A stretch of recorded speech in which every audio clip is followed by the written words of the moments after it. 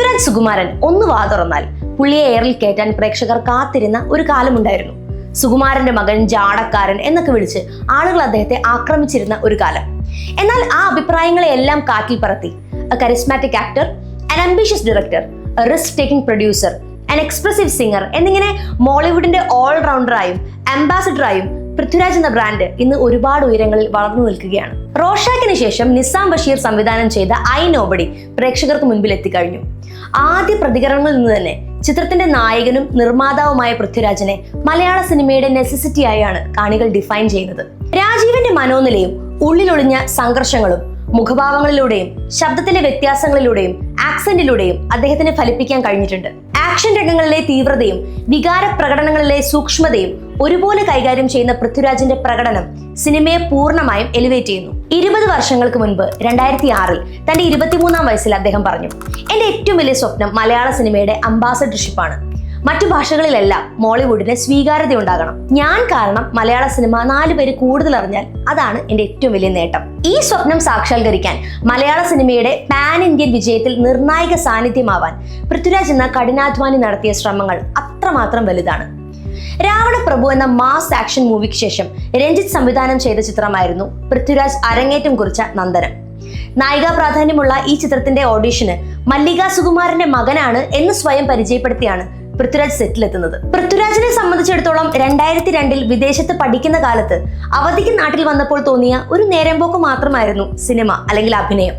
സുകുമാരന്റെയും മല്ലിക സുകുമാരന്റെയും മകന് സിനിമയിൽ കയറിപ്പെടാൻ വലിയ ബുദ്ധിമുട്ടൊന്നും ഉണ്ടാവില്ലല്ലോ. എനിക്ക് ആദ്യമായി സിനിമ ലഭിച്ചതിന് കാരണം എന്റെ കുടുംബ പേരാണ്. ഞാൻ പൂർണ്ണമായും നെപ്പോട്ടിസത്തിന്റെ ഉൽപ്പന്നമാണ് എന്ന് പൃഥ്വിരാജ് തന്നെ പറഞ്ഞിട്ടുണ്ട്.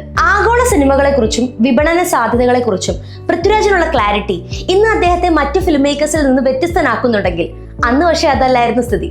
തുടക്കകാലത്ത് താൻ അഭിനയിച്ചുകൊണ്ടിരുന്ന ഒരു ചിത്രത്തിൽ യൂസ് ചെയ്യുന്ന ഫിലിം സ്റ്റോക്ക് ഏതാണ് എന്ന് ചോദിച്ചതിന്റെ പേരിൽ പൃഥ്വിരാജിനെ ഒരു സിനിമയിൽ നിന്ന് പുറത്താക്കിയതായി കേട്ടിട്ടുണ്ട്. കൃത്യമായ വിഷനും ഡ്രീംസും കാഴ്ചപ്പാടും ഉണ്ടായതിന്റെ പേരിൽ സോഷ്യൽ മീഡിയയുടെ തുടക്കകാലത്ത് അദ്ദേഹം ഒരുപാട് പഴി കേൾക്കേണ്ടി വന്നിട്ടുണ്ട്. എന്നാൽ അന്ന് ക്രിക്കറ്റിൽ ഇര ശ്രീശാന്ത് ആണെങ്കിൽ സിനിമയിൽ ഇര പൃഥ്വിരാജ് ആണ് എന്നായിരുന്നു ട്രോളന്മാർ വരെ പറഞ്ഞിരുന്നത്.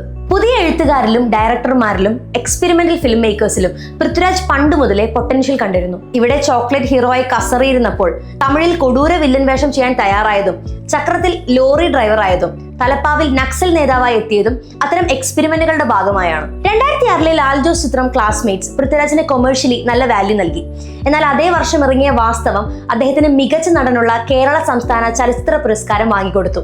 കേരള സ്റ്റേറ്റ് അവാർഡ് നേടുന്ന ഏറ്റവും പ്രായം കുറഞ്ഞ നടൻ എന്ന മോഹൻലാലിന്റെ റെക്കോർഡായിരുന്നു അന്ന് ആ 24-കാരൻ കീഴടക്കിയത്. വെള്ളി നക്ഷത്രം, അത്ഭുത Dweep, Ananthabhadram, Vargam, Kerala cafe, Robin Hood, Anwar, Punyam Aham, Urumi, Indian rupee തുടങ്ങിയ ചിത്രങ്ങളും പുതിയ മുഖത്തിലെ പിന്നണി ഗായകനായുള്ള അരങ്ങേറ്റവും പൃഥ്വിരാജ് എന്ന നടന്റെ എക്സ്പെരിമെന്റ്സ് തന്നെയാണ്. ഒരു സിനിമ വൻ വിജയമായാലും ശരാശരി വിജയമായാലും ഇനിയിപ്പോ പ്രതീക്ഷിച്ചതുപോലെ വിജയിച്ചില്ലെങ്കിലും എന്നും രാവിലെ എഴുന്നേറ്റ് ക്യാമറയ്ക്ക് മുന്നിലേക്ക് പോകുമ്പോൾ താൻ അനുഭവിക്കുന്ന ഒരു സന്തോഷത്തെക്കുറിച്ച് പൃഥ്വിരാജ് പലയിടത്തും പറഞ്ഞിട്ടുണ്ട്. ലോക സിനിമയിലെ പുതിയ മാറ്റങ്ങളെക്കുറിച്ച് ബോധേഡല്ലാത്ത, തങ്ങൾ ചിന്തിക്കുന്നതും പറയുന്നതും പ്രവർത്തിക്കുന്നതും തെരഞ്ഞെടുക്കുന്നതും മാത്രമാണ് കലയെന്നും ശരിയെന്നും ധരിക്കുന്ന വമ്പൻ സ്രാവുകളുടെ ഇടയിൽ പൃഥ്വിരാജ് വേറിട്ട് നിൽക്കുന്നതും ക്യാമറയ്ക്ക് മുൻപിൽ നിൽക്കാനുള്ള ഈ ഒരു അഡിക്ഷൻ കാരണം മാത്രമാണ്. കമലിന്റെ സെല്ലുലോയിഡിൽ JC ഡാനിയലായി എത്തി പൃഥ്വിരാജ് കാണികളെ ഞെട്ടിക്കുകയും മികച്ച നടനുള്ള സംസ്ഥാന അവാർഡ് ഒരിക്കൽ കൂടെ വാങ്ങുകയും ചെയ്തു.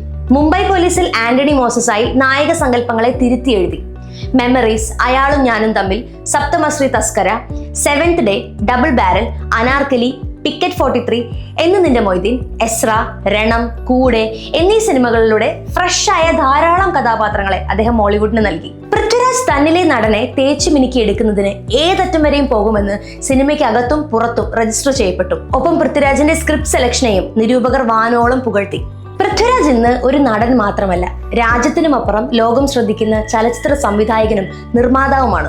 ഇൻഡസ്ട്രിയുടെ പരിമിതികളെക്കുറിച്ചും സാധ്യതകളെക്കുറിച്ചും അദ്ദേഹത്തിന് നന്നായി അറിയാം.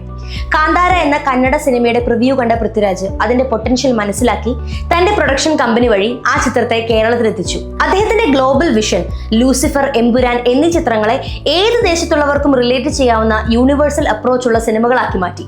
ഈ ദീർഘവീക്ഷണം കൂടെയുള്ളത് കൊണ്ട് തന്നെ ക്ലീഷേ എന്ന വാക്ക് പൃഥ്വിരാജിനെ ബാധിക്കുന്നേയില്ല. ആടുജീവിതത്തിലെ അദ്ദേഹത്തിന്റെ ബോഡി ട്രാൻസ്ഫോർമേഷൻ കണ്ട് കണ്ണു നിറഞ്ഞ പ്രേക്ഷകര് ഇതാണ് നെപ്പോട്ടിസം എങ്കിൽ അത് നല്ലതാണ് എന്നൊന്നടങ്കം പറഞ്ഞു. നജീബ് എന്ന കഥാപാത്രത്തെ അവതരിപ്പിച്ച് അദ്ദേഹം കേരള സംസ്ഥാന ചലച്ചിത്ര അവാർഡ് വീണ്ടും സ്വന്തമാക്കി. ബോഡി ട്രാൻസ്ഫോർമേഷൻ അദ്ദേഹത്തിന് ഒരു പുത്തരിയല്ല. മോളിവുഡിൽ ആദ്യമായി 6 പാക്ക് ട്രാൻസ്ഫോർമേഷൻ നടത്തിയ നടനും പൃഥ്വിരാജ് തന്നെയാണ്. ഹിന്ദിയിൽ ദൈറയും തെലുങ്കിൽ വാരണസിയും അടക്കമുള്ള ചിത്രങ്ങൾ അദ്ദേഹത്തിൻ്റെതായ അണിയറയിലുണ്ട്. ഇപ്പോഴിതാ പൃഥ്വിരാജ് ചിത്രം ഒടിയനിലൂടെ ബോളിവുഡിലെ ഭീമന്മാരായ ധർമ്മ പ്രൊഡക്ഷൻസ് മോളിവുഡിലേക്ക് വരികയാണ്. ഓർക്കണം, അന്ന് ചുരുക്കം ചില സിനിമകളിൽ അഭിനയിച്ച ഒരു ചെറുപ്പക്കാരന്റെ ഓവർ കോൺഫിഡൻസ് എന്ന് പറഞ്ഞ് നമ്മൾ അദ്ദേഹത്തെ എഴുതി തള്ളി. എന്നാൽ ഇന്ന് ഒരു സിനിമാ കഥ പോലെ താൻ പറഞ്ഞു വെച്ചതെല്ലാം തന്നെ അദ്ദേഹം നടത്തിയെടുത്തു. അതുകൊണ്ട് തന്നെ മോളിവുഡിന്റെ ടോർച്ച് ബെയറായി പൃഥ്വിരാജ് മുന്നിലുള്ളത് ഒരു പ്രതീക്ഷയാണ്. ലാംഗ്വേജ്, കൾച്ചർ എന്നീ അതിരുകളില്ലാതെ സിനിമ സഞ്ചരിക്കുന്ന സങ്കീർണമായ വഴികളിലൂടെ വിഷണറിയായ ഏതൊരു സിനിമാ പ്രേമിക്കും ധൈര്യത്തോടെ സഞ്ചരിക്കാം എന്നുള്ള വലിയ പ്രതീക്ഷ.